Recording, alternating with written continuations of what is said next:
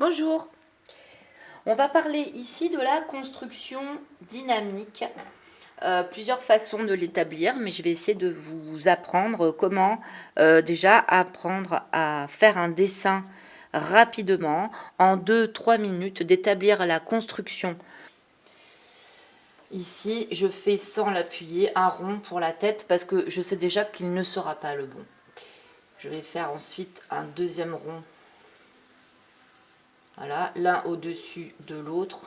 Ça va être mon buste, puisque mon buste, la largeur est égale à 1 pour 2. Ici, donc, je vais pouvoir déjà placer mon trapèze. C'est cette forme de cintre qui permet de faire clavicule, épaule et rejoindre le cou. Si j'ai une construction en 3/4 ou en 2/3, comme son nom l'indique, c'est que je vais voir un quart ici, 3/4 de ce côté-là. Pareil si j'ai une construction en 2/3. Donc déjà, je vais prendre le milieu de mon corps pour savoir où je vais. Là, je vais tracer un cône pour le bras et je sais que ce coude s'arrête à peu près à la taille. Je vais ensuite faire un deuxième cône pour l'avant-bras. Là, pareil, je vais moins voir de ce bras-là puisque ma construction est en 3/4. Voilà, ça ne m'empêchera pas. Donc ici, vous voyez, de venir valider mon trait en plein délié puisque c'est davantage celui-là qui est le bon plutôt que celui-ci. Là, je vais donc avoir mon aisselle à cet endroit-là. Et là, je vais avoir donc la poitrine de mon modèle. Ici, le nombril. Et ici, à cet endroit-là, je vais avoir le haut du pubis. Je vais venir chercher ma hanche et je vais uniquement dessiner ma cuisse quand j'aurai trouvé ma hanche parce que je vais imbriquer l'un dans l'autre, ce qui va me donner une forme soit de cône, soit de haricot, c'est-à-dire que je viens faire un petit retrait dans mon cône ici, ce qui va me permettre de faire et la fesse et la cuisse en un seul. Ici, je vais avoir par exemple ma deuxième cuisse.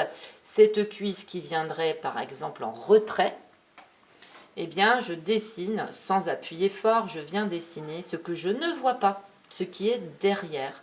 Je viens donc faire ma deuxième hanche et je viens faire mon cône ici de ma deuxième cuisse. Ce sera le meilleur moyen de respecter le fémur qui est ici et de ne pas faire une fracture osseuse. Enfin, une fracture est toujours osseuse d'ailleurs. Ici, je marque peu le genou parce que ce qui m'intéresse, c'est de partir avec le cône qui va me donner le mollet. Le pied, je le sais, est un trapèze. Voilà, voyez, il est là, mon trapèze. Et puis, je vais avoir mon tibia en retrait, en arrière. Toujours par rapport au genou. C'est ce qui va me permettre de donner l'appui à mon modèle. Voilà. Je vais ici faire ma main. Je sais que la main, elle fait donc un repère. On a tendance en général à faire les pieds et les mains trop petits. Et là, voilà, j'ai ma taille. J'ai mon ventre, j'ai une cuisse, j'ai l'autre cuisse et j'ai mon nu que je vais donc là, ici, je place juste la construction de mon modèle avec ici le cou, le trapèze.